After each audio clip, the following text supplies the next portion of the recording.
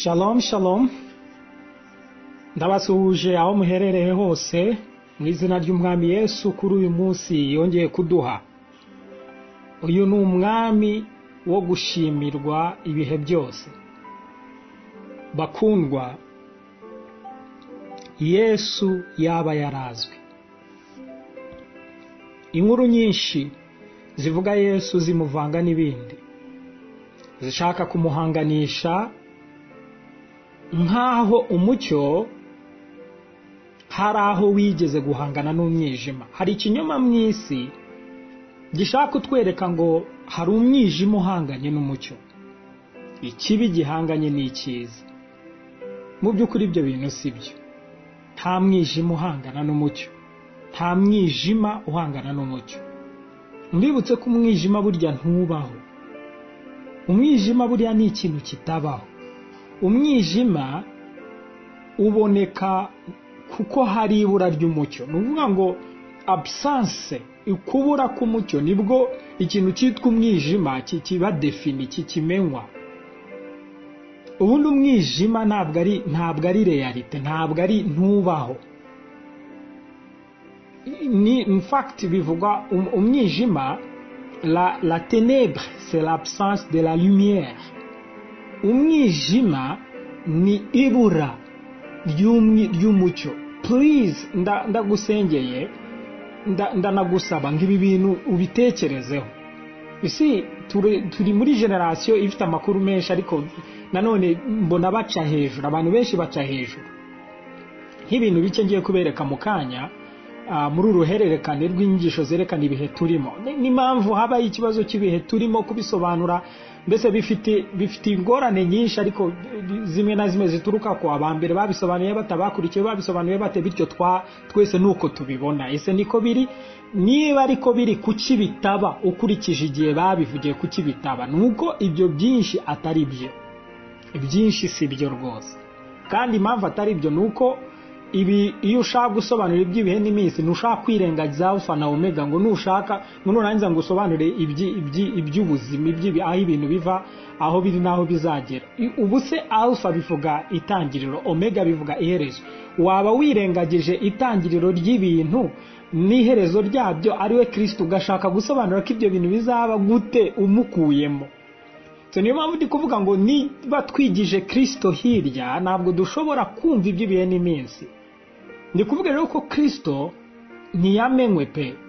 Okay, nta nubwo akwiye kumenywa gusa ngo nk'umwami n'umukiza, akwiye kumenywa muri dimension zose. Urugero, akwiye kumenywa nk'urukundo rw'Imana, ku buryo tuba navuga urukundo nkaba mvuze Imana, navuga urukundo nkaba mvuze Kristo.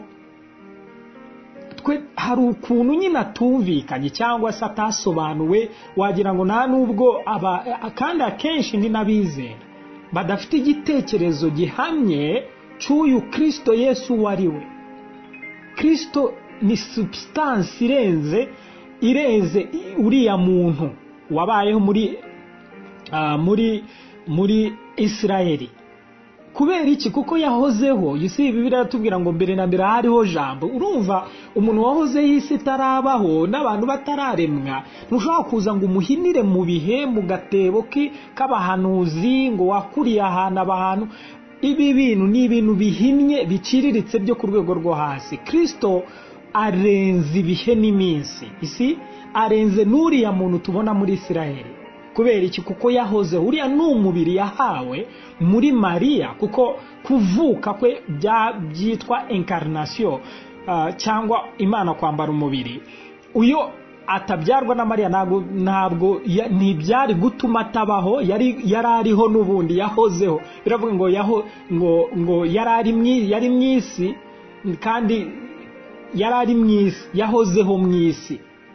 Isi yayihozemo. Yohana igice cya mbere guhera ku murongo wa mbere uri kureba ibyo Yohana muhishuraho. Yahozeho mwisi, yari mwisi ngo kandi niwe wayiremeye. Can you imagine?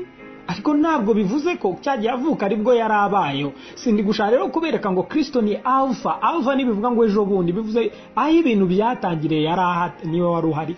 Aho ibintu bigomba gusoreza niwe omega. So ngende gushaka kuba gusobanura kandi ntigiye hirya kuba intumwa mu cyimbo cya Kristo cyangwa kuba umwambasaderi wa Kristo. Si ntabwo twahamagara kuvuga ikindi icyo ari cyo cyose keretse Kristo. Ngiye kubereka mu kanya uburyo benshi ubu ndamutse mvuze abantu bakwemera ko babwira ko Kristo atabaho n'Imana itariho kurushwa babwira ko Satani atariho kandi atabaho. Mbese babwire yuko Kristo atariho, babwire ko Imana itabaho, ariko iyo bije kuri Satani bose bamuviraho indimo. Sizi n'ibiki kintu mwe mwagitekerezaho kuki ikibi, kandi ubwo ni mu madini yose. Iyo bije ku madini yose ahuriza kuri se ikibi n'umwe, ariko iyo bije ku Mana iby'agakiza n'iki haboneka abahanuzi b'ubwoko butandukanye. Mwe nimubona ikibazo kirimo hano, something is wrong. Now twe turi intumwa z'ikibi cyangwa intumwa za Kristo? Kristo ni iki? Ni uwo mucyo, the light. Niyo mpamvu ndi kuvuga ngo umucyo ntabwo uri guhangana n'umwijima. Bakumva iki ni ikinyoma. Umucyo umwijima ntubaho, icyo ni icya mbere. Icya kabiri, umucyo ntiwigeze urwana n'umwijima kuva isi yabaho, ahubwo umwijima wabayeho kuko umucyo udahari. Ahantu hose umucyo wahingutse, umwijima warahunze. Ikimenyetso dufite ni izuba. Niyo waba uri uruhinja cyangwa uciye akenge utangiye kumenya ibi mvuga, ushatse wabisuzuma kuko ijoro ribaho. Ni igihe izuba ryarenze, ibyo bita ngo izuba ryarenze. Ariko muri siyansi turabizi ko hari ukuzenguruka kw'isi, isi igenda yizengurukaho, ni nanone igenda izenguruka izuba, byitwa rotation na revolution. Ibyo bintu rero iyo biri kubaho nibyo bituma aho isi igenda igera yizengurukaho, iyo rya zuba ritari kuhamurika nibwo tubona umwijima. Ubwo bishatse kuvuga ngo umwijima ntubaho keretse umucyo aho utari. You see? Iyo abisi yari ihagaze ahantu hamwe itizengurukaho cyangwa izenguruka izuba rigahora ryakana, ikintu cyitwa umwijima ntiwazigera ukimenya ko kibaho. Now kiriya ni icyo, urwo ni urugero rwiza, ariko icyo nshaka kwereka ni iki. Noneho Kristo niwe mucyo w'ubugingo, niwe mucyo w'isi. Azenda umucyo w'isi. Niba ari umucyo w'isi, we ntabwo agenda ngo tumuzengurukaho ngo cyangwa wazenguruka wahora amurika. Bishatse kuvuga ngo nta mwijima na muto ugomba kubaho mu buzima bwacu. Nibyo yavuze muri Yohana igice cya 8 umurongo wa 12, ngo unkurikira ntazangira mu mwijima nato. Ngira ngo noneho muri kumva logique. Niba isi iramutse itari kwizengurukaho, ntabwo twazigera tubona umwijima. Impamvu tubona umwijima nuko yizengurukaho, noneho cya gice izuba ryamurikiraga niribe rikimurikira.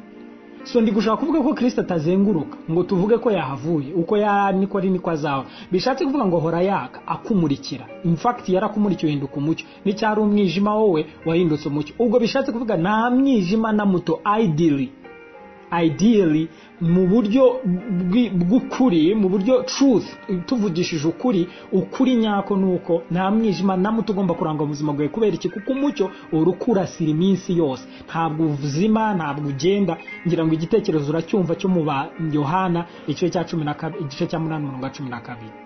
So umwijima ni ikinyoma, ukuri ni umucyo uhoraho witwa umucyo w'ubugingo. Ariko kuko uyu mucyo wavangavanzwe kubera kudasobanukirwa kwa benshi, kutabona ibintu neza kwa benshi, gutega amatwi ibintu byinshi bisa naho ari iby'ubwenge, bisa naho bisona neza, ariko biburamo Kristo, biburamo umucyo, biburamo ubugingo, biburamo ubuzima, byagiye bituvangira tukageraho tukemera ko imwe na rimwe umucyo uraboneka ubundi umwijima ukabaho, imwe na rimwe ugendera mu mwijima ubundi ukagendera mu mucyo. It is not true. Muri Shekinah glory, mu bwiza bwabaga hera hahera, hari ahantu nta n'umuntu watwaraga y'urumuri rwe, hahoraga urumuri kubera ubwiza bw'Imana bwabaga, ku buryo urumuri rwacanagwa ahitwaga hera. Ariko hera hahera nta muntu umutambyi mukuru watwaraga y'urumuri rwe, hahoraga haka. Bakundwa, aho hantu niho turi uyu munsi. Bishatse kuvuga iki? Bishatse kuvuga ngo nta mwijima na muto uri aho hantu. Gutekereza ko rero ngo rimwe na rimwe tuba turi mu mwijima ubundi turi mu mucyo, ibi bintu si byo. Hakeneye shift ya consciousness, hakeneye kwimuka mu myuka w'ubwenge bwacu. Ibintu byinshi si byo. I don't know, bimwe na bimwe birangora uburyo nsobanura bino bintu. Ntabwo ari byo kuko bizwi ko bivugwa na benshi, si byo. Ntibibigira ukuri kuko biri popular, byamamaye, si byo pe. Umunsi bakundwa mwatangiye gutega amatwi ijwi ry'Imana, muzatangira kubona ko ibintu byinshi ari ikinyoma pe. cyo gutuza abantu mu bwoba, kubera ubwoba bushingira kuri ignorance, ukutamenya. In fact umwijima nicyo gisobanuro mu Kigiriki, igisobanuro cy'umwijima ni ignorance, ignorance, kutamenya, ubujiji. Noneho umucyo ni ukumenya. So niba muri kumva, niba hari umwijima uri ahantu mu buzima bw'abantu, ni urugero rw'ubujiji buhari, ni rwo rugero rw'umwijima uhari. Uri kubibona? Si ikibazo rero ni ukutamenya. Aho niwo mwijima, that ignorance niyo ibyaye umwijima. Ahabuze umucyo haba umwijima, ahabuze kumenya haba ubujiji. Iki nicyo kibazo cyonyine gihari. Ibindi byinshi turabyitiranya, turabibeshyera, turabinyuranya, ntitubihuza, ntibivamo. Ngende gushaka gushimangira iki kintu, iby'ibihe n'iminsi, iby'umucyo w'isi, aho ibintu biva naho bigana byose bibonerwa, bimenyerwa, bisobanukirwa neza muri Kristo Yesu. Turi intumwa za Kristo Yesu, ntabwo turi intumwa z'ikindi cyose, turi intumwa z'umwijima, turi intumwa z'umucyo waviriye mu isi, niwo twamamaza, niwo tuvuga, nk'uko Pawulo yavuga ngo nta kindi nshaka kumenya hagati muri mwe keretse Kristo, nta kindi. Si hari igihe abantu baba barenterese mu bindi nsobanura ibi, hanyuma se Satani, nta kindi dukeneye kumenya keretse Kristo w'abantu. Mutekereza ko ari ubujiji? Nta kindi nkeneye kumenya uretse uwo mucyo, nta kindi. Iby'ibi bihe n'iminsi rero ntushobora kubisobanura utabanje guhagarara muri uyu nguyu. In fact nta burenganzira ufite bwo gusobanura ibyo usobanura wigije hirya na Alpha na Omega. Nese ni wewe watangije ibihe, ni wowe uzabisohoza, niwe wabitanje, nawe wabisohoje. Si muri Kristo niho dukwiye kurebera ibintu byose. Nitabirebera muri we tuzibeshya inkubwe igihumbi kandi turi benshi. Naho kwibeshya muri benshi ni ibintu bisanzwe. Kwibeshya muri benshi ni ibintu bisanzwe, bikabyara kaga isi yose kagasogongeraho, bitewe no kwibeshya kw'abantu benshi bari bazi ko ari ukuri. Umubare w'abantu benshi ntugira ikintu kuri.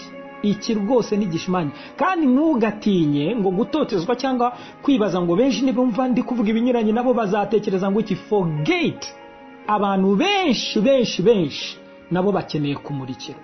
Ntuzi kuramutse uhagaze ukaba muri kirukuri, wakiza benshi, warokora benshi, wakura benshi mu mwijima. Niba kwentimidisha ubwinshi bwa isi mu Isezerano rya Kera harantu handitse igihe Abisirayeli bari bagiye guhangana n'ingabo zimwe zari zibateye, noneho ngo bari bake, ngo izo ngabo zari nyinshi, ngo kandi bari benshi banarwanira ngo bafite amashari, ibintu bimeze nk'intwaro z'intambara zikomeye. Ngo ndetse banabandikira bababwira ngo Imana yanyu ni Imana ihimbira gusa mu misozi, mu bibaya ntigihabasha. Kubera iki? Kuko basha ngo baze mu bibaya, aho mu kibaya ibimodoka ibyo bishare byabo by'intambara byari biri ngo bashobore kubatsinda. Imana yanyihimbira mu misozi, ngo ni Imana yaba. Kandi ngo n'Abisirayeli batekerezaga yuko ari bakeya, ngo Imana iza kubwira uwari umuyobozi wabo, iramubwira iti Luka, sindi Imana ikenera abantu benshi, ni Imana yo mu bibaya no mu misozi, n'ubwo hose ndahatsindira. Ikindi singenera ku bwinshi bw'abantu, ni Imana itsindisha benshi cyangwa igatsindisha bake. Si ubwinshi bw'abantu ntabwo ari bwo buhindura ibintu kure. Murambibutsa ko Yesu yari wenyine hagati y'isinzi ry'abafarisayo n'abanditsi n'abasadukayo, n'ubutegetsi bwose bwariho muri icyo gihe ntabwo bamwumvaga. Bivuze ko yabeshyaga kuko bari benshi, ubwo bibashyize mu kuri. Hari amasinagogi hose, Yesu nta sinagogi afite. Ibyo byatumaga baba abanyakuri, Yesu aba umunyakinyoma. Oya, ukuri ni kugendera ku bwinshi bw'abantu. Iki ni ikintu abantu benshi bibagirwa, bazimiriye muri iki kinyoma. Ubwo turi benshi, twemera ibi bintu benshi. Mufite abantu bakomeye babivuga. Icyo gihe hariho abantu bakomeye, harimo ba Nikodemu bigishaga amategeko, bazi yuko aribo bakomeye. Tekereza uworoheje yabonaga Nikodemu, aravuga nti ureba ba Nikodemu barabyemeza nkanswe. Kumbe Nikodemu nta n'icyo azi ku by'ubwami bw'Imana. Yitwikiye ijoro ajya gusanga Yesu. Yesu aramubwira tukabura umwigisha w'amategeko w'Abisirayeli ukaba utazi ibyo kuvuka ubwa kabiri. You see, ni yarazi ibyo kuvuka ubwa kabiri, ni yarazi iby'ubwami bw'Imana buhari, nta kintu yari abiziho. Nyamara umwigisha w'Abisirayeli, ubwo ubuza abantu bamuhaga icyubahiro. Reba abatambyi bariho, reba uzi kuba umwanditsi muri Isirayeli, kuba umwanditsi wagombaga kuba warametrije mu mutwe wawe no mu mutima wawe inyandiko zose za Mose, ibitabo 5 bya Mose. Ntabwo ari ubonetse wese ko wagombaga kujya muri Sanhedrin, ariyo nteko ishinga amategeko y'Abayuda, inkuru yakemurirwagamo ibibazo by'idini n'amakimbirane y'uburyo bwose. Abanditsi bari abahanga bamazeyo.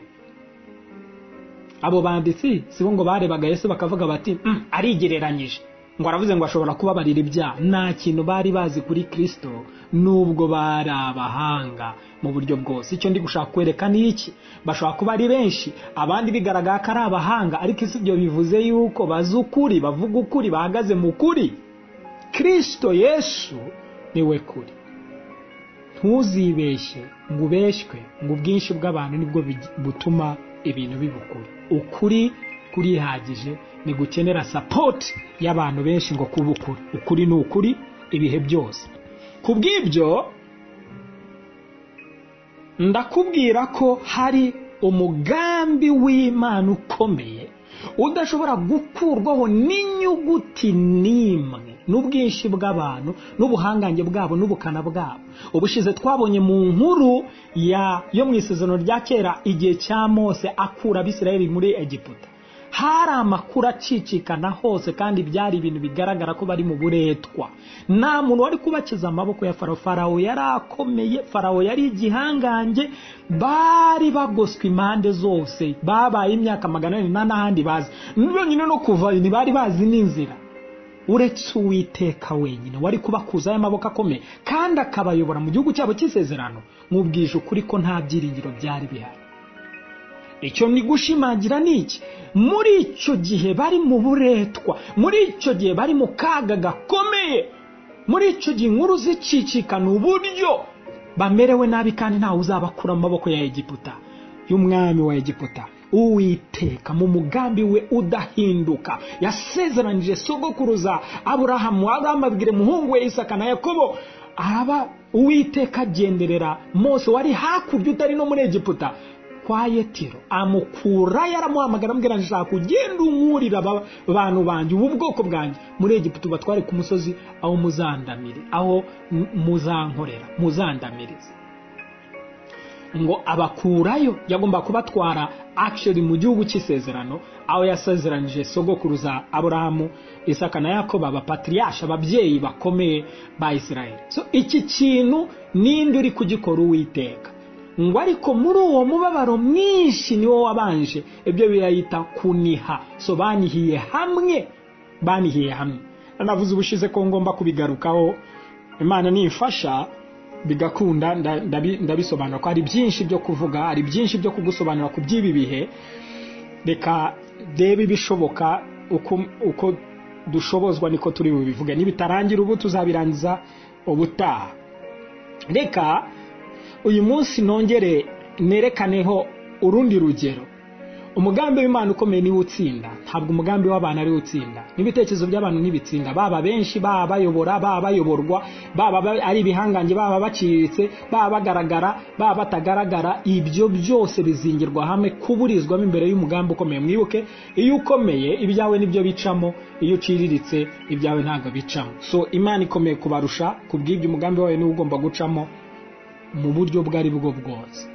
Hari umurongo shaka gusoma, igice cya 12 cy'ibyahishuwe. Mu gice cya 12 cy'ibyahishuwe shaka gusomayo umurongo. Ni inkuru, ikintu gito mvugaho. Icyambere ntabwo ndi gushaka kwigisha ibyahishuwe, ni ibintu byose birimo. Icyo gihe numva kitaragera, gusa nshobora gusogongezaho umuntu wese. Icyambere nuko hari ikibazo gikomeye muri interpretation, ibisobanuro baha ibintu byinshi. Si n'ibyahishuwe byonyine bifite ikibazo, ahubwo ni hirya no hino. Kubera iki? Nkuko natangiye mbivuga, Kristo Yesu yatabaye itangiriro n'iherezo ry'uburyo tubonamo ibintu, iteka ryose tubisobanura uko bitari. Kristo niwe gisobanuro cy'ibyanditswe byose. Nushaka kuvuga ko ibyanditswe bihakana cyangwa bitavuga Kristo Yesu, then waba wibeshye ko yabwiye Abisirayeli mu gihe yari ari mu isi muri ministeri yo kwisi, ahubwo ngo ibyo Mose yavugaga byari ibyanjye. So ikindi ubwo urumva niba bo batarigeze babona ko yavugaga we cyangwa yatungaga agatoki we, birumvikana ntabwo bari kubyumva muri ubwo buryo. No wanda batigeze bamusobanukirwa, baramwamagana, ntibamenye ko Mose yabatungiraga agatoki kuri we. Ikindi gikomeye arababwira ati mushakashaka mu byanditswe byera mwibwira ko mubona ubugingo mukananirwa kuza aho ndi ngo mbakize. Bumvaga bashakamo ikintu runaka, ubugingo, ariko yavugaga Luke ninjye bugingo uhagaze imbere yanyu, bananirwa kumusanga bakize. Ndagira ngo mbibutse ngo nongere mbisubiremo gutya, kuko umfashe ushaka kumva kunyumva kandi unyumve neza witonze. Iyi Bibiliya, ibi byanditswe byera, the Bible, ntago ibyanditswemo byose ari Imana yavugaga. You see, again ndagira ngo ntege amatwi neza, ibyanditswemo byose hano si Imana yavugaga. Muri ibi byanditswe byera ahubwo tubonamo aho abantu batandukanye bavuga, aho amajwi y'abantu batandukanye bavuga. Urugero nigeze nkunda kubitangaho urugero, umugore wa Yobu azabwira Yobu, yabwiye Yobu aramubwira ati tukimana wipfire. Yesi, ubwo se ni Imana iri kuvugaho? Ntabwo Imana iri kuvuga ngo itukwe ngo umuntu yipfe, ngo kugira ngo umuntu imwice. Ngira ngo muri kumva icyo ndi kuvuga. Ntabwo ibiri kuvugwa amaho byose. Ese biravuga ngo ibyanditswe byera byose byametswe n'Imana bigira umumaro. So hari impamvu ibyo bintu byemerewe kwandikwa, hari impamvu byaretswe ngo byandikwe. Ariko kuba byaranditswe bivuga ngo ijwi ryose riri kumvikana amaho. No, ntabwo ari Imana direct iri kuvuga. Oya, dufitemo aho abantu bavuga ukumirwa, ariko ibyo byabereyeho kugira ngo tugire icyo tubyigaho. Niyo bavuga ngo bigira umumaro wo kwigisha umuntu, hari icyo bikwigisha. Ubwo ngira ngo statement yanjye mvuze ngo ntago ibirimo byanditsemo byose bivuze ngo Imana niyo iri kuvuga. Kubw'ibyo nicyo gituma ngo nzabohereza umwuka w'ukuri, reka ngo abayobore mu kuri kose, abayobore matches. Ibyo byanditswe biri hirya no hino, aravuga ngo hari uburyo azabayobora mu kuri kose, muzanavigamo, muzacamo neza, mutavanga ibintu. Kubera ko nusoma aho umugore wa Yobu ari kubwira Yobu ngo tukimana wipfire, Elifaze na Bazofari bakavuga batariko buriya nta kibazo ufitera, buriya ari ibyaha wakoze nicyo gituma umerewe nabi. Maze Yobu akiregura akavuga koko njyewe hari icyo nakoze, ni iki se basimukishije? Bakajimaka. Ibyo uri kumva aho ngo ntabwo ari Imana iri kuvuga, ahubwo hari ibitekerezo turi kubona by'abihebye, uko batekereza Imana. To be carnally minded, imitekerereze yaguye ni gute yibwira Imana. Harimo amajwi atandukanye, harimo ijwi twumva ngo ni ijwi ry'inzoka. Inzoka iravuga, is it God speaking? No, ntabwo ari Imana iri kuvuga, ni inzoka nyine iri kuvuga. Ubwo icyo ndi gushaka kubereka, that is why Bibiliya ari yo library of different books, ni library, ni isomero. Ariko ibi bintu byose mwumva ikitangaza gihari, niba iri somero ryose ntacyo rivuze, niba ridakuyemo substance, ikintu cy'ingenzi cyitwa Kristo Yesu. Isi urugero Yesu yaravuze ngo, Yohana yandika aravuze ngo nako Yohana yaratwandikiye atubwira ku bya Yesu, aravuga ngo yakoze ibitangaza byinshi, ibintu byinshi ngo ariko bitanditswe muri Bibiliya. So ni byinshi bitanditswe, nika tubwira muri Yohana. Nakatubwira ngo ariko icyatumye ibyandikwa no kugira ngo mwizere ko ari umwana w'Imana, kumwarangiza kumwizera mubone ubugingo buhoraho. Muri kubona ngo ibyo byose ntacyo bivuze kubuza inyuguti zaho inyuguti zari, niba utavumbuyemo Yesu n'ubugingo buhoraho atanga cyangwa yatanze, then ibyo byanditswe byose ni inyuguti, ntacyo bikumariye. Yohana nikatubwira hari n'ibindi byinshi bitanditswe. Fact yavuze ngo byanditswe ntabwo twabona ibitabo byo mu isi twabikwizamo.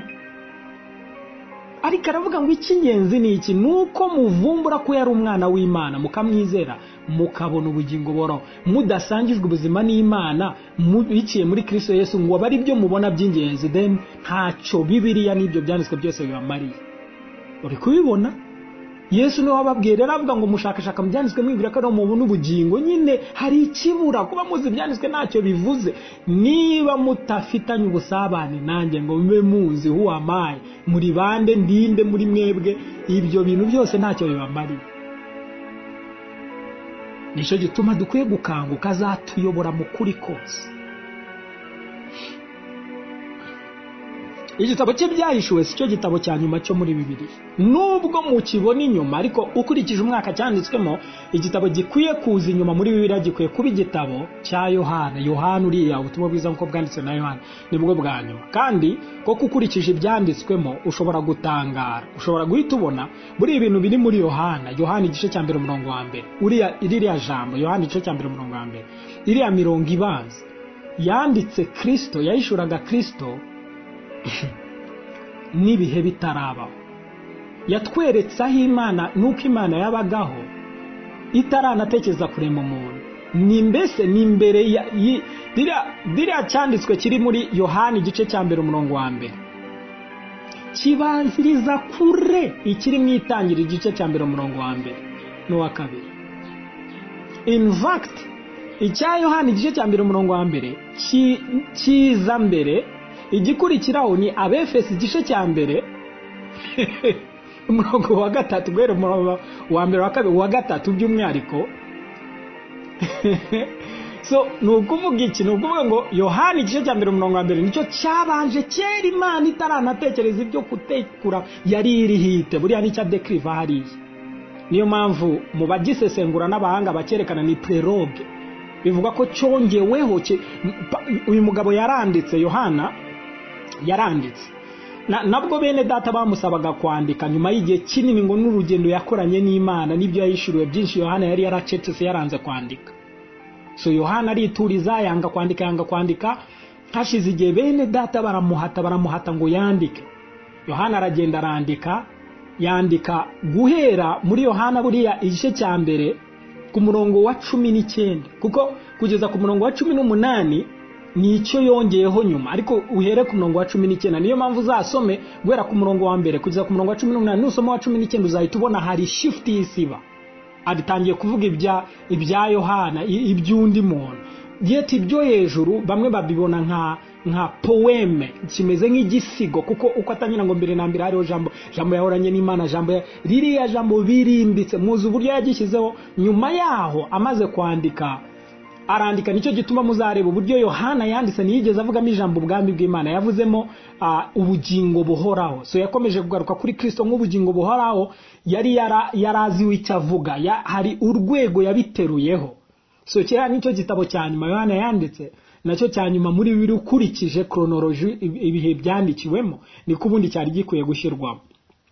Ariko siko bimeze, bitewe n'impamvu zigiye zitandukanye. Ariko ikintu gikomeye nshaka kwerekana, iriya preroge amaze hashize iminsi, Yohana yumva ntanyuzwe, nubwo yanditse ibyo yanditse yumva ntanyuzwe. Yohana bivuga ko yafashe iminsi 3 ari gusenga, so he was praying atazi impamvu. Maze gusenga muri ya minsi 3 ahitamo kurenzaho iriya preroge guhera ku gice cya mbere umurongo wa mbere kugeza ku murongo wa 18. Icyo gituma iriya mirongo ibanza irahanitse cyane. Niyo mpamvu ndikubwira ngo uriya murongo ubanziriza itangira igice cya mbere umurongo wa mbere, ubanziriza Efesi igice cya mbere umurongo wa mbere.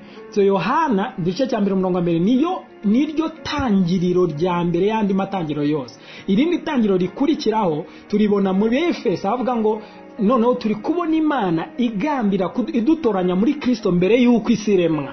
Yesi mu Efesi igice cya mbere, na umwitangira igice cya mbere turi kubona isi iremwa. So ufite igitangiriro nejo bundi ugeranje n'Abefeso, bivuga ngo Paulo kiriya gitabo yanditse cy'Abefeso nabwe nawe nishurirwa yagiye muri pasa hashize, mbere y'uko isi iremwa atangira kubona ibyari mu mutima w'Imana n'umugambi w'Imana n'ibyo yibwira gukora ku muntu.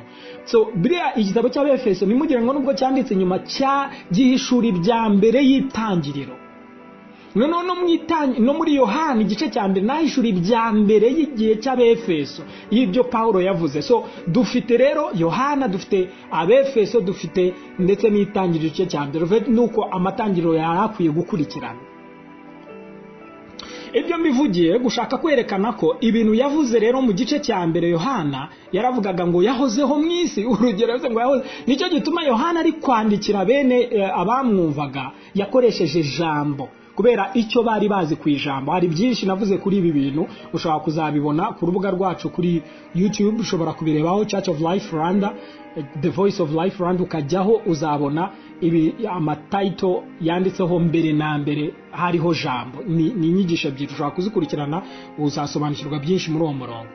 Icyo ndi kwerekana gikomeye cyane nuko iki gitabo cy'Ibyahishuwe atari cyo cyanditswe mbere, atari cyo cyanditswe nyuma, ubundi cyari cyaranditswe mbereho y'igitabo cya Yohana. Now ndagira ngo ikindi gikomeye mvuga kuri iki gitabo cy'Ibyahishuwe nuko n'amashusho, cyuzuye images, cyuzuye image, cyuzuye amashusho. Amashusho ni ibisazwe by'uburyo Imana yavuganaga n'abahanuzi. Bwari uburyo Imana iganira n'abahanuzi, ivugana nabo mu rwego rwo kubahisha, mu kubarengera. Tuvuge niba yagomba kuvuga ubuyobozi buri w'icyo gihe, ntabwo yashobora kuza direct ngo abivuge uko biri. Yakoreshaga amashusho ari kuvuga icyo ikiri kujya mbere, ariko akoresheje andi mashusho. Si Imana yagira ngo irengere ihishe abahanuzi bayo batabagirira nabi icyo gihe. Icya kabiri, ni uburyo buri image. Twebwe turi mu binyejana n'amagenerasiyo atamenyereye izi mvugo. Kera n'inyandiko zitarabaho, inyandiko izi ngizi mubona zitarabaho, kera abantu bakoreshaga, bari bazi inyandiko ziri image z'amashusho cyane. Mangu umuntu amashusho y'ibintu runaka cyangwa ibishushanyo runaka byabaga bivuga cyane, bakaba bifite icyo bisobanuye ku bantu. Muzamubona yayo mashusho n'uyu munsi aracyakoreshwa, nubwo benshi batayazi wenda n'ibisobanuro byabyo, ariko ayo mashusho ni ibintu byakoreshwaga cyane. Urugero muri Bibiliya muzamubona nk'ibyo tugiye kubona, urugero arakoresha ikiyoka, ariko ikiyoka se koko ni inzoka, ariko inzoka irepresent iki cyangwa ihagarariye iki? Tukabibona mu byanditswe byose yuko ihagarariye ikinyoma. There's a lie, harimo ikinyoma, bitewe nanone uko akitweretse, bitewe na context ayizanyemo, tubona ko ari ikinyoma.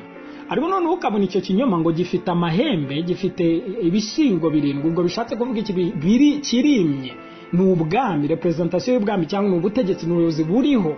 So agashaka kwerekana iki rero? Agashaka guhisha Abisirayeli, Abayuda, nako abahanuzi, ariko akoresheje ayo mashusho.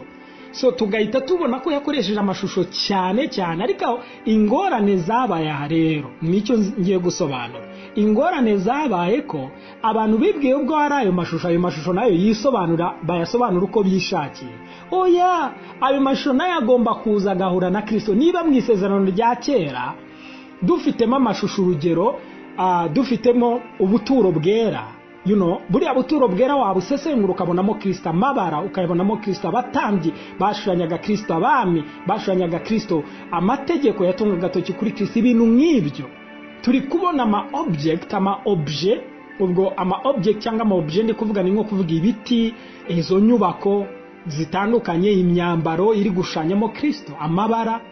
Noneho tukabonamo amatext, inkuru. Urugero inkuru ukabona ni umugani, ariko umugani uri kuvugamo Kristo. Urugero nk'inzozi Yosefu yarose, agiye kubona abona amahundo 7, abonamo za nka 7, muribuka arota. Noneho mwibuke ari mu nzu y'imbohe, yaje kurotorera umugabo avuga nyine ko ari busubira ibwami, yerekana ko azongera guhereza yari umuhereza wa vino. Hanyuma aza kurota n'undi ngo wari uw'imitsima, we yarose iby'imitsima, undi yarose ibya vino. Yerekanaga vino n'umutsima, umubiri wa Kristo n'urupfu rwa Kristo Yesu, ko yaravuze ngo nyuma y'iminsi 3 uzasubizwa mu mwanya wawe. So nyuma y'iminsi 3 Kristo yarapfuye, nyuma y'iminsi 3 arazoka, habaho victoire n'insinzi y'abizera. Si cyo ni gushaka kwerekana iki? Harimo amashusho mu inkuru bwazo. Inkuru y'intambara ya Dawidi na Goliath yari ubwayo ni Kristo, uburyo umwe yahagarariye ubwoko bwabo, yatsinda bakaba batsinze, natsindwa ubwoko bwose burabutsinzwe, nguko Yesu yaduhagarariye agatsinda, twese tugatsinda. So ni muri urwo rwego inkuru zashanyaga nazo Kristo. Icya gatatu cyashanyaga Kristo ni personality, n'abantu ku giti cyabo. Nuko ukabona nk'abura Mose, umuhuza w'isezerano rya kera, washanya Kristo. Abami baratsinze, nibitwaye neza, ariko bashanyaga umwami w'abami uzaza mu by'ukuri ubaruta bose, ubasumba bose.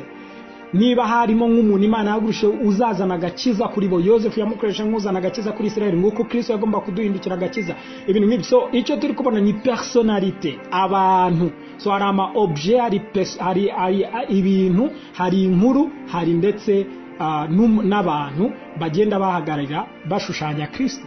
So iyo tuze mu byahishuwe nabyo nuko bimeze, nta gitangaza kiri. So ikibazo kiba ngo iyo umuntu urugero asomye byahishuwe umuntu wese ahita atitira yumvishe byahishuwe nta kintu bikwiye kugutitizaho, cyane ko ukurikije ibihe n'iminsi turimo watangara igihe ibi byahishuwe biri kuvuga. Kuko mwibuke niba atari cyo gitabo cyane mukurikije igihe byanditswe, then nta nubwo ari byo bigomba guheruka, icyo mvuze kirakomeye, then nta nubwo ari byo bigomba guheruka. Again ndabizi kubera ubwinshi bw'abantu benshi bazi ibintu cyangwa bumvisha ibintu byinshi, bafite uburyo babihujahuje, iby'ingenzi biribagirana, ariko ntacyo ndabaciramo gakeya muragira igitekerezo. Again nkuko navuze nisinje kubyigisha byose hano, ariko ndabasogongezaho gake murabona igitekerezo muri rusange. Kugira ngo nsome icyo gice cya 12 cy'ibyahishuwe, reka nsome igice cya mbere kugira ngo numve n'intego y'ibyahishuwe. Kuko iyo ushaka kumva ibintu byaho bihera nyine ukabyumva ukaza gusobanura ibintu mu murongo w'icyo bivuga.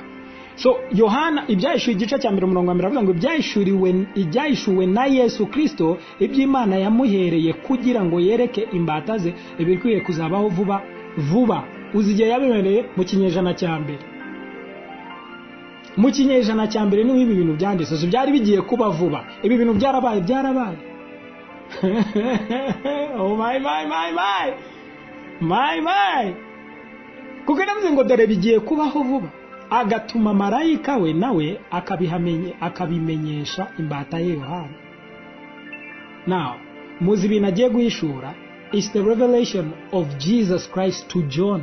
Guide uyu yaranditse ngo byahishuwe na Yesu Kristo, iby'Imana yamuhereye kugira ngo yereke imbata ze abwire ibikwiriye kuzabaho vuba.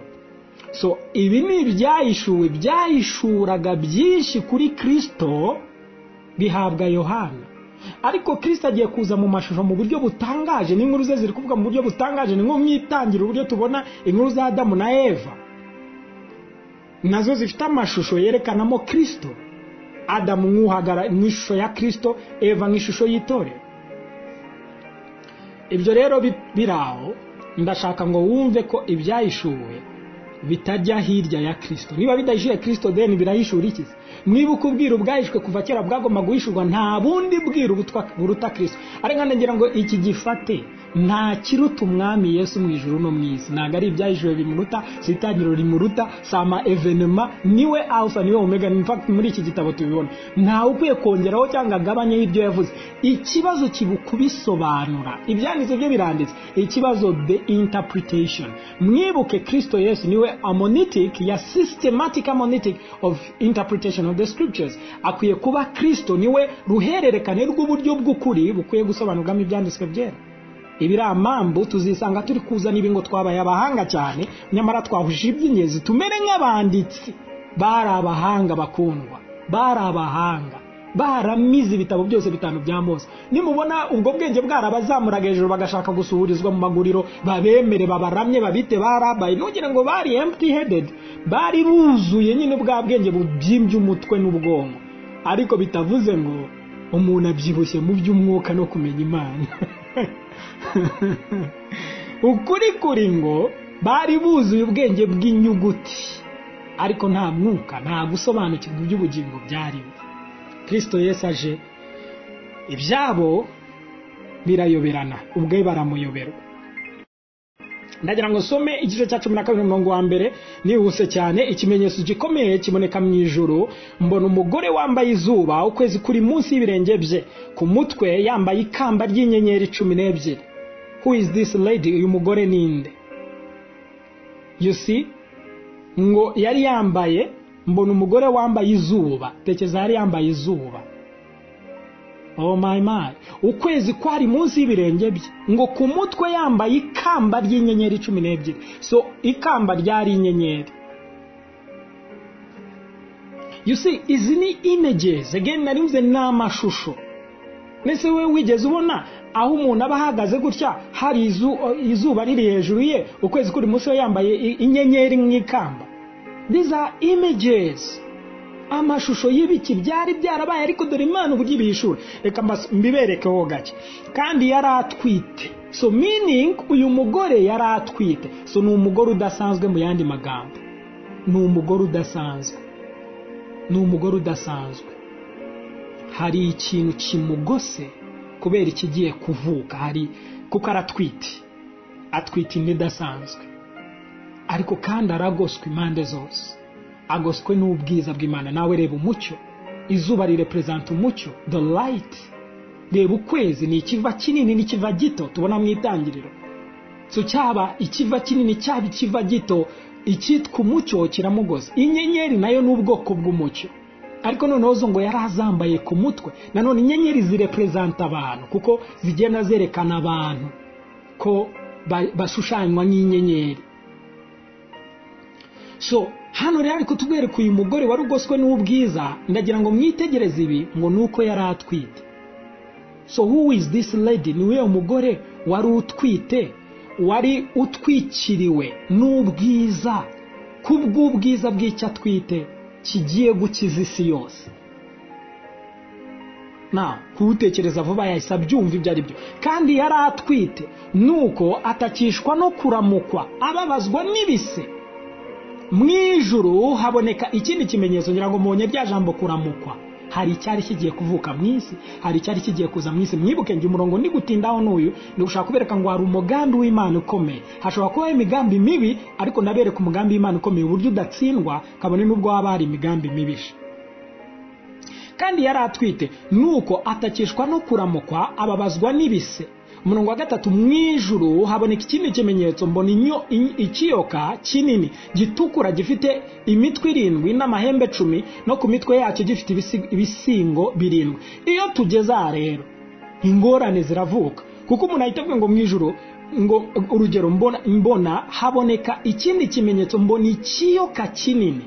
Ndagira ngo mbibutse uyu mugabo ari mu mwuka abona ibi bintu.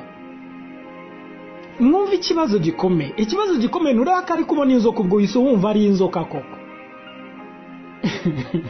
Ubwo ku rundi ruhande nabona umwana w'intama uraza kwemera ko ari Kristo. None niba uri kuvuga ko umwana w'intama abaye Kristo, kuki inzoka iguma ari inzoka? You see, niba umwana w'intama agiye kuba Kristo ukumva ni sawa, wabona inzoka igakomeza kuba inzoka, then the interpretation already wrong. Ibisobanuro ntabwo ari byo. Inzoka ikihagarariye, okay, reka turebe ko arabisobanura. Mbona ikiyoka kinini gitukura, ko amabara yabaga abifite ibyavuze. Gitukura gifite imitwe 7 n'amahembe 10, no ku mitwe yacyo gifite nzi neza byinshi bivugwa, ariko mwumve umwanditsi atubwiye ngo ibyo bintu byendaga kuba icyo gihe. Ariko sino kuvuga ngo ibyo byendaga kuba icyo gihe ngo bivuge ngo ibyanditswemo hano byose nibyendaga kuba icyo gihe.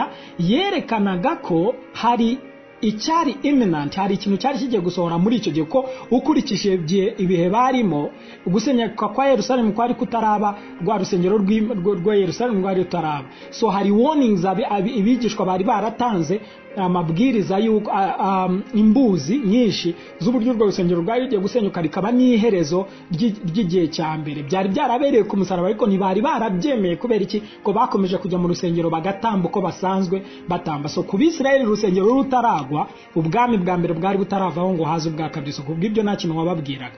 Kubw'ibyo rero hari imbuzi nyinshi rero zavugwaga muri iki gihe.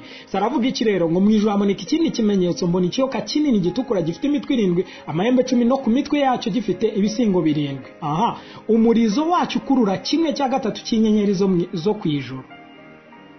Umurizo wacyo ukurura 1/3 cy'inyenyeri zo ku ijuru. Ibi nabyo ni ingorane, kubera ko ibi bintu narimvuze ngo yabireberaga mu mwuka. Niba umugabo ahagaze mu munsi, kugira ngo tubyumve neza, mu gice cya mbere hariya twasomye, nusoma mu mirongo yo hepfo, mirongo ya 9, ukomeza avuga ngo ku munsi w'umwami Imana nari ndi mu mwuka. Ngiye kumva numva ijwi, si ryo jwi agiye kubyumva, yabanje kuba mu mwuka, aranje yumva ijwi. Ari kuryumvira he? Mu mwuka. biritondare abantu baritonda bo akicara mu mubiri agashaka gusobanura ibyo umugabo yabonye mu mwuka.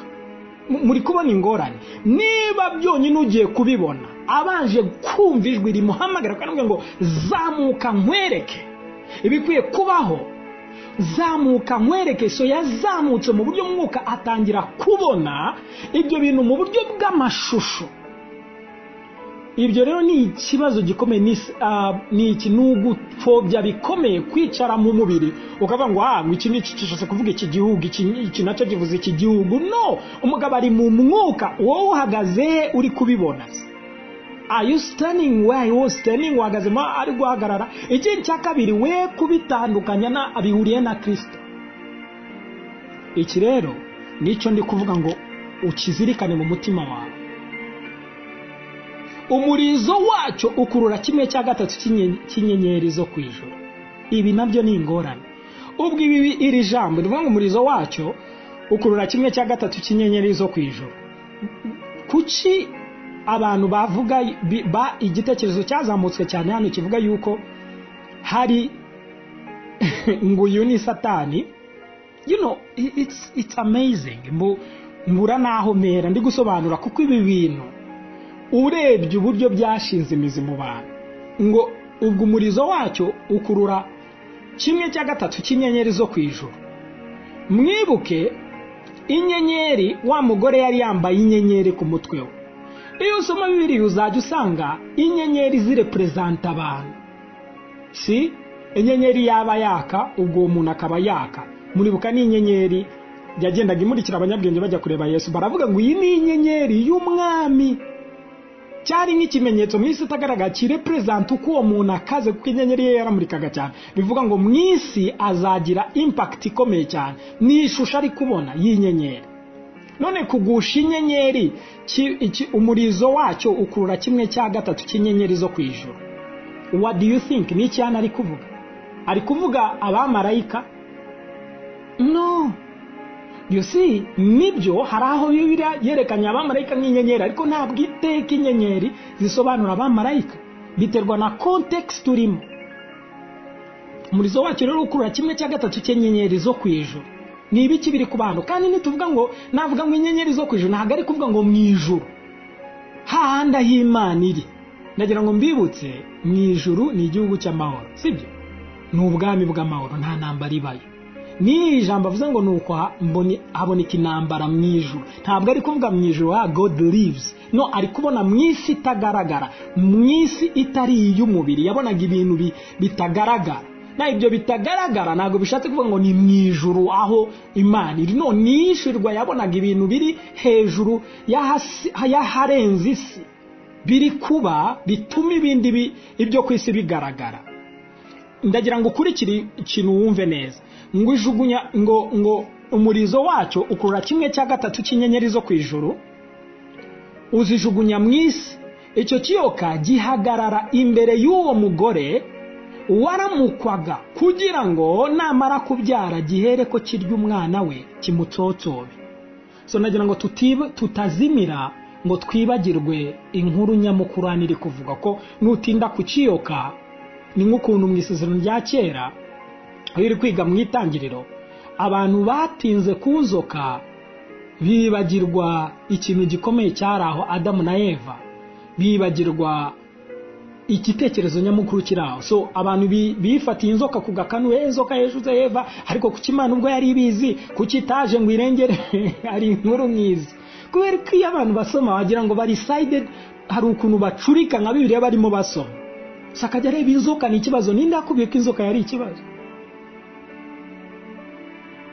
Inzoka yari ikibazo kubera ninde wari ufite ubutwari hagati y'inzoka na Adamu na Eva? Ninde wari ufite ubutwari? Ninde wari ufite ubushobozi? Ni inzoka cyane Adamu na Eva. You see, ushobora kureba ibintu nabi ugashaka kuvuga ngo ariko ni nk'uko wareba akana k'uruhinja uri umuntu mukuru ukavuga ngo ariko kari akana karanyoheje, karambeshye, karanyoshya. Ntabwo ibyo bintu wabivuga imbere y'abantu bumva bakubwira bati ninde woheje nde? Kuko ufite ubutware n'ubwenge ninde? Adamu yari mu ishusho y'iki Imana. yari afite ninde wari ufite ubutware bwose kubikururuka byose n'ibyigenza n'ibigaragara n'ibitagaragara, ninde wari ufite ubutware ku isi? None ni ikihe kibazo kiraho? Inzoka ni ikwiye gushyirwamo tuyishyiremo uburemere bwacu, cyangwa tureba Adamu n'imbaraga afite zose zipfuye ubusa kubera ko yemeye? Inzoka ni iki imbere ya Adamu? We bitekerezeho, inzoka ni iki? Yari imwe mu byamuhawe gutwara, uretse ko n'iriya nzoka ifite ikirepresenta, iri kurepresenta ijwi ry'ikinyoma, ijwi ry'ikinyoma.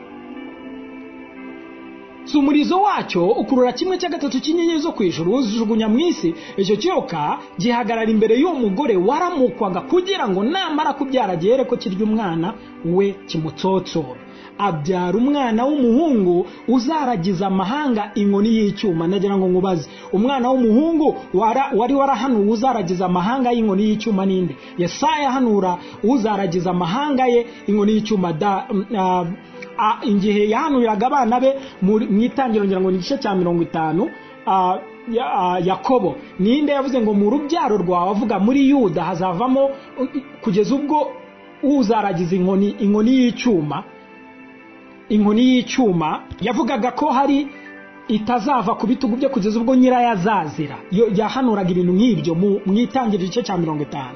Icyo turi kubona ni iki? Icyo turi kubona ni inkoni y'icyuma n'ugomba kuyiragiza amahanga. Ninde uwo ugiye kuvuka, ninde wari ugiye kubyarwa ngo aragize amahanga inkoni y'icyuma? Ninde utari Kristo? So niba hanari ivuka rya Kristo Yesu, uriya mugore ninde?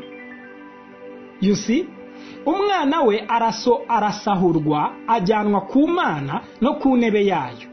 So umwana arasahurwa ajyanwa ku Mana no ku ntebe yayo, meaning yarahungishijwe.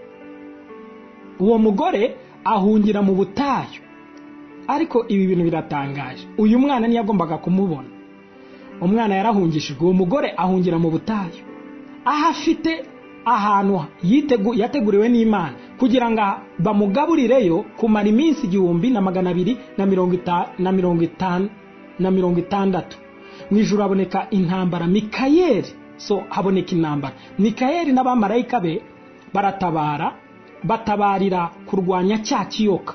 Murebe ikiri kubaho ngo ni Mikayeli uri kurwanya cya kiyoka, nta nubwo ari Imana iri kurwana hano, ko Imana ntirwana. Mwibuka umucyo nturwana n'umwijima, ariko ari kutwereka ishusho hano y'icyari kiri kujya mbere. Ndaje mbisobanure mu kanya. Ikiyoka kirwana n'abamarayika bacu. Icyo kiyoka n'abamarayika ni bande? Ntibanesha, kandi mu ijuru ahabo ntihaba hakiboneka. Iri jambo ahabo ntihaba hakiboneka. So muri make barabura, ahabo ntihaba hakiboneka. Cya kiyoka kinini kiracibwa, ari cyo yanzoka ya kera yitwa umwanzi na Satani. Yitwa umwanzi na Satani. Umwanzi yarinde? Umwanzi na Satani. Nawe iyo nsomye nk'ibi bintu, ingorane ngira nizi, urumva wese ahita avuga ati byose ntibyumvikana. Ndagira ngo baze umwanzi hano ninde? Icya kabiri, Satani ninde? Study the word Satani. Vuga igira ijambo Satani, ha Satani ni icyo ari kuvuga. Alright, reba umurongo akitso ari cyo kiyobya abari mu isi bose. So niki cyayobeje abari mu isi bose? Niki cyayobye abari mu isi bose bakabiba? Ko ntabwo ari ngo kiyobya bamwe, no bose. So meaning nta numwe wari mu nzira. Niki cyayobye kikayobya abari mu isi bose? In other words, ninde waguye akagwisha abari mu isi bose? I mean, niki cyatumye abisi bose bayoba? Okay, so igitekerezo hano arakomeza avuga ngo nuko kijugunywa mu isi, abamarayika bacyo bajugunywa nacyo. So habayeho kugwa, habayeho kujugunywa hasi. Naho umuntu umwe yaravuze ati Imana intambara byarayinaniye, irangije iyitwoherereza mu isi. Benshi bazi yuko ari uko bimeze, ngo Imana yararwanye Satani irangije imwohereza. Ariko mwe ni muri abitekerezo, namwe mwicare mu bitekerezo, muri kwiyumvisha ko Imana ikoko yarwanye intambara iyinaniye mu ijuru igahita iyohereza mu isi, yarenze ikabwira isi ko ibonye ishyano. See, this is the idea. Kibyo gitekerezo kuri benshi. Oh my.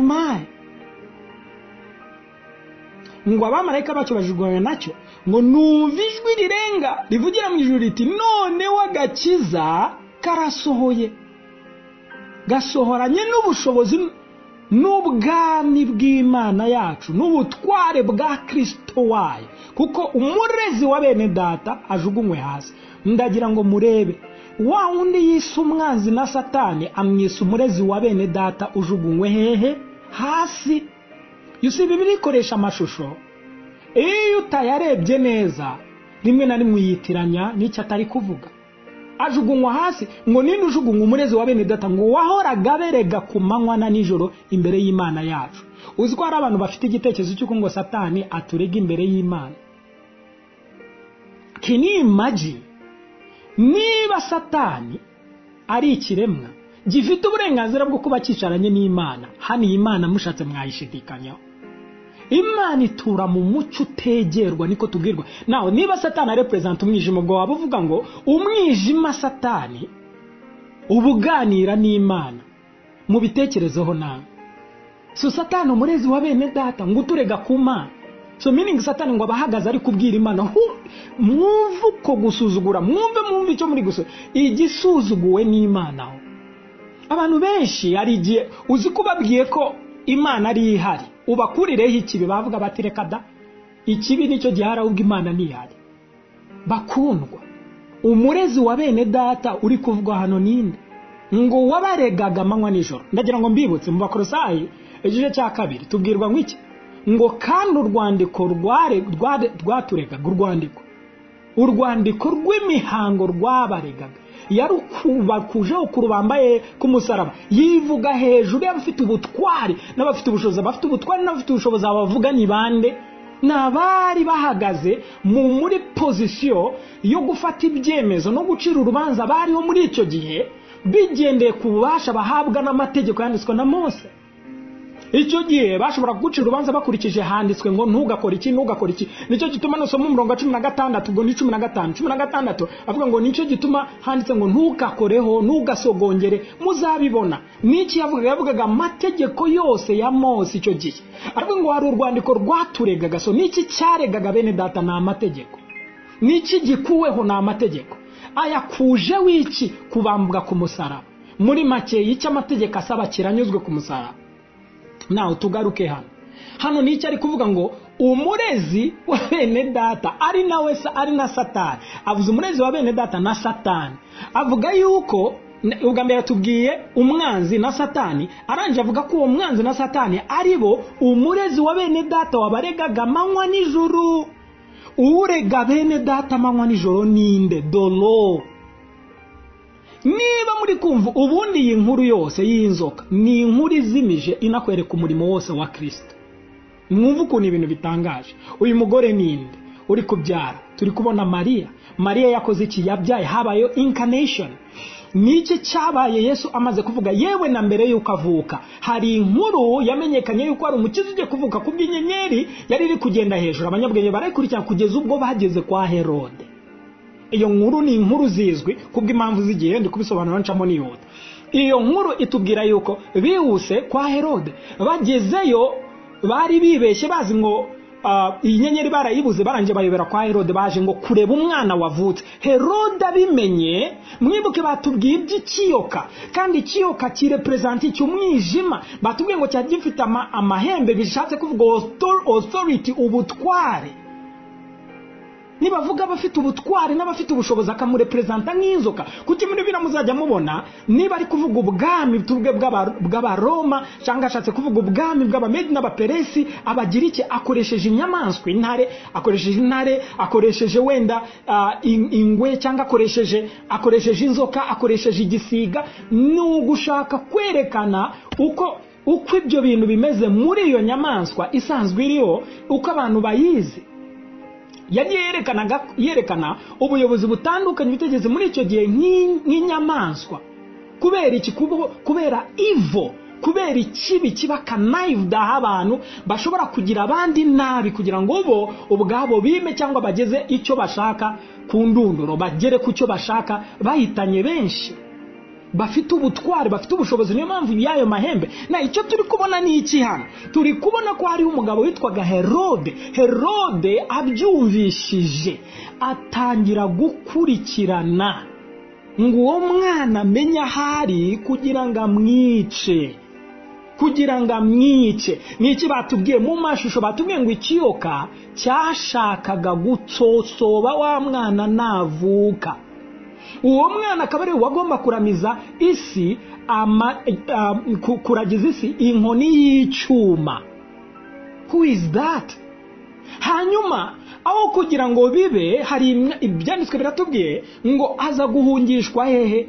Aza gukurwa ngo atwarwa ku Mana. Mu yandi magambo, ahantu hari safe, ahantu hatuje, ahantu hihariye, ahantu atari kubonwa, hari security. Ngo n'uwo mugore ahungishwa hehe? Mu butayu. Yesu niki cyabaye? Marayika yaje abwira Yesu, yaje abwira Mariya, yaje abwira Yesu ngo hungisha umwana na nyina. Hungisha umwana na nyina. Icyo gihe yahise amuhungisha, aramutwara muri Egiputa, mu butayu, amarayo igihe, batubwiye iminsi yamazeyo.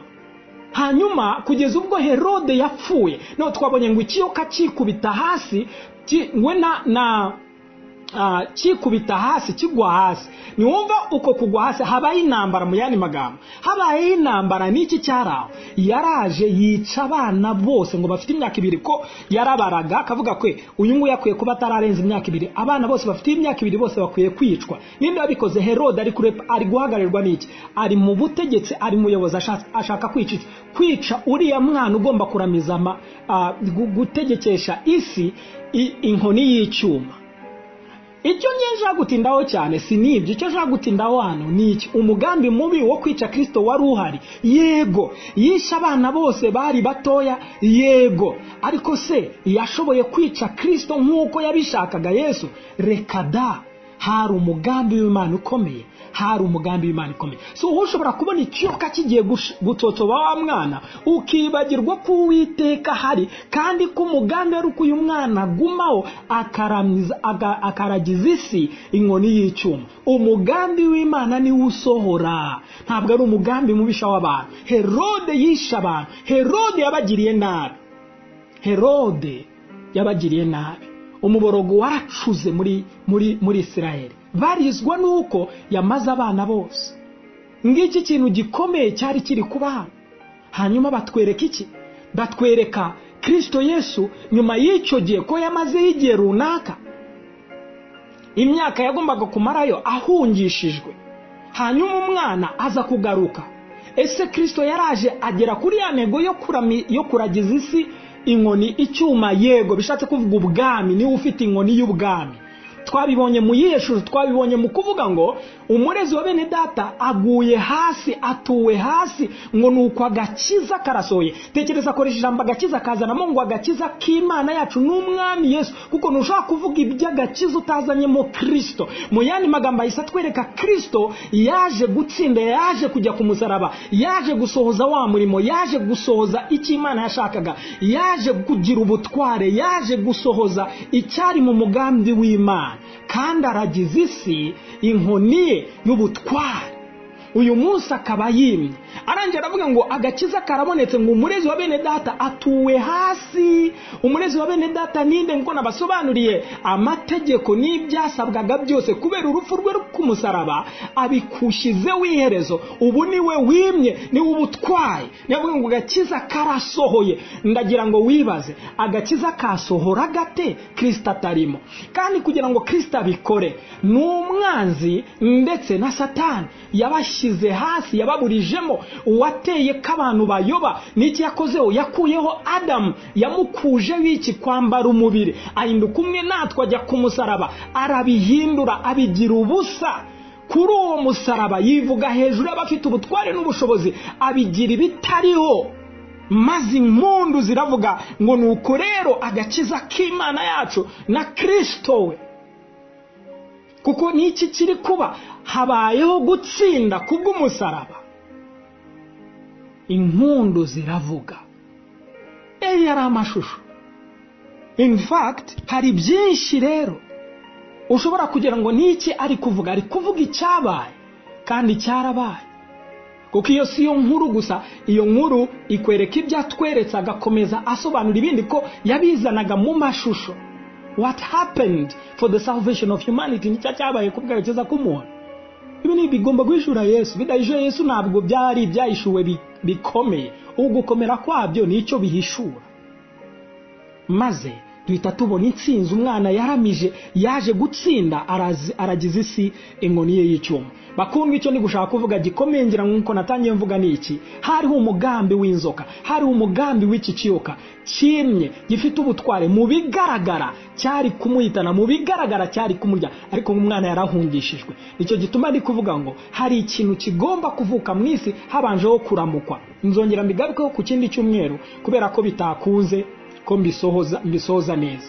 Nzabigarukaho neza, njyewe no muri Ezekiel mberekeho gakeya muzi ibi bintu ko byanditswe bitwereka benshi bibeshya kandi atari ko biri. Ikingenzi gikomeye nshaka kwereka ni iki. Ese koko umugambi w'Imana warasohoye? Kristo Imana uko yabigambiriye muri Kristo? Yego. Ese Yesu yashoboye kubaho? Yego. Hari umugambi mubi wo kwica abana wacuzwe na Herode? Yego. Yashoboye guhitana Kristo nkuko yabigambiriye? Oya. Muri make ntashobora, nta kintu cyakura agakiza Imana yateganyije, nta kintu cyakuraho umugambi ukomeye wo gucungura inyoko muntu, nta kintu cyakuraho ikizakiza abantu, nta kintu cyahindura icyo Imana yashatse kuva kera. Ari wa mugambi ukomeye w'Imana wo gukiza abantu bose. Ushaka kuvuga uti abo ngabo bose bapfuye, abo nabo bapfuye, Kristo nabo yaje kubacungura, nabo yaje kubapfira. Mwibuka bari barapfuye basanze kuzimu, nabo bose bari barapfuye arabazura. So including nabo bana bose. Si kibazo igikomeye ndi gushaka kwerekana hari umugambi ukomeye w'inyoko muntu kurusha ibya individu umuntu umwe. Ndi gushaka kubereka ngo uyu mugambi w'Imana ni uzasohora. Niyo haba hari ikiyoka gishushanya iki, imigambi mibisha, yaba ari y'abayobozi, yaba ari abantu bishize hamwe bafite ubutware, bafite ubushobozi, bafite imitwe irindwi, bafite ibisingo batukura, uko baba bameze kose, byaba ibihugu, byaba ibihangange, ibi byose iyi migambi yari ihari nka cya kiyoka cyashaka kurya wa mwana, ariko uwo mwana yarariwe. Reka data ngo araho yari yateganyije. Ndagira ngo wongere uhumure, umenye ngo nta kintu na kimwe kizaba abantu bateganya bibwira. Ikizaba n'Imana yateganyije, ikizaba n'Imana yavuze, nta kizagihindura, nta kizagikuraho. Umugambi w'Imana urakomeye kurusha imigambi yose y'abantu. Ibibi ni byiza, abagaragara abatagaragara, nta kintu kizatsinda nk'umugambi w'Imana. Reka dushime Imana kubw'umugambi wayo. Byose bifatanyiriza hamwe kutuzanira ibyiza, byose bifatanyiriza hamwe kutuzanira ibyiza. Ukiranuka kwizera, thank you Jesus. Nasira hebrobeska hashtemone bohosta n'izina rya Yesu Kristo. Umugambi we ni wowe wonyine uzatsinda hagati mu kanwa k'umugome n'imigambi mibisha. Nta na kimwe kizatsinda. Ikizatsinda ni kimwe, ni umugambi wawe. Tutitaye ku bigaragara, ku byo tubona, ku byo tutabona, wateganyije intsinzi, kandi intsinzi niyo izasohora. Turamamaza kandi turatangaza ngo umugambi wawe uzatsinda.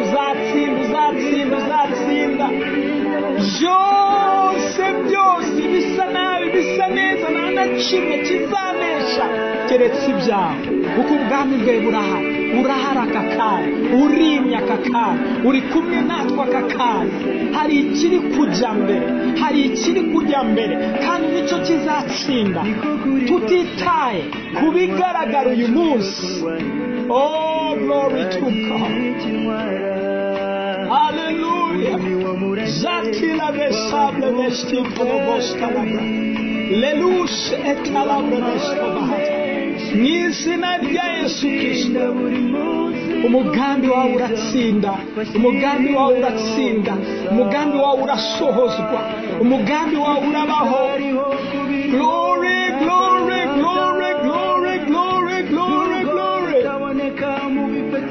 Thank you, Lord.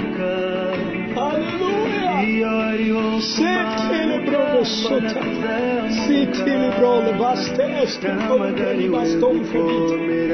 Thank you Jesus. Thank you Jesus. Gutsinda muri byose kandi ugutsinda natwe turatsindana nawe. Hari inkuru nziza, nta kwiyeba guhari, nta gutsindwa guhari, hari ukunesha kwawe, hari ukunesherezwa, hari ugutsindishirizwa, hari intsinzi n'urusaku rw'intsinzi rw'agakiza arakimana yacu na Kristo we. Oh glory, glory, glory. Niyo ndirimbo yacu, indirimbo y'intsinzi y'agakiza kasohoye k'Imana na Kristo we. Thank you Jesus. Ushimwe Yesu, ushimwe Yesu, ushimwe Yesu. Urakoze mwana n'izina ryawe Yesu. Glory, glory. Shalom, shalom.